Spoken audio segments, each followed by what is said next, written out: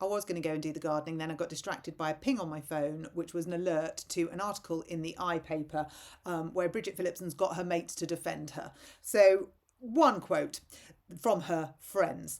These people don't like the fact that a state-educated woman from a working class background of Bridget's ilk is educating them on education and what it means to reform the education system. It all comes down to VAT.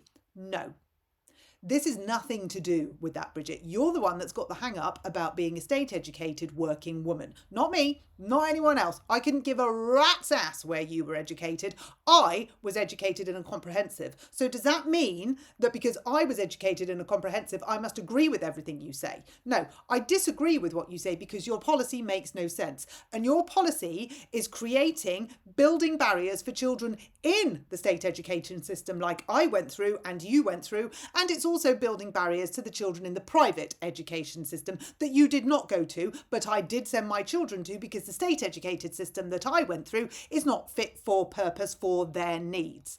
It has got nothing to do with where you were brought up and what you are aspiring to achieve. That's all in you, Bridget. That is not in me. That is in you. You went to Oxford. I did not go to Oxford. I did not get the opportunity to go to Oxford, but you did. So I could argue that you had a much more privileged upbringing than me. I've chosen to send my children to private education because it suits their needs. You have chosen not to send your children to private education, but you have, however, chosen to live in an area where your children get the absolute best of state education, and that's because you can afford it. I can't afford to live in the catchment that you live in, so I couldn't afford to get my children into the school that you've got your children in. And you've got your children in just before you started fudging the PAN numbers so that your children got to go to an outstanding school. You didn't put your children in one of the Ofsted schools that needs improvement so that they could drive those high and rising standards. You did it with everyone else's children, but you didn't do it with your own. This has got nothing to do with your working class background. I couldn't give two shits. This has got everything to do with you having a chip on your shoulder and a grudge because you felt that you needed something more. You felt that you should have had something more. And you go on to say, they are persecuting a lot of angst through the prism of VAT. A lot of these MPs were privately educated and they feel it personally. You then go on to talk about venom. Well, I tell you what venom is, Bridget. It's you saying that children need an education in the state sector more than children in private schools need embossed paper and AstroTurf. That, my love, that is venom. That is a class divide, and that is a class divide as created by you. Not me, by you. It is you who is driving people to hate the independent sector for daring to want something different for their children. You dare to want something different for every child, and you don't care who you take down in it.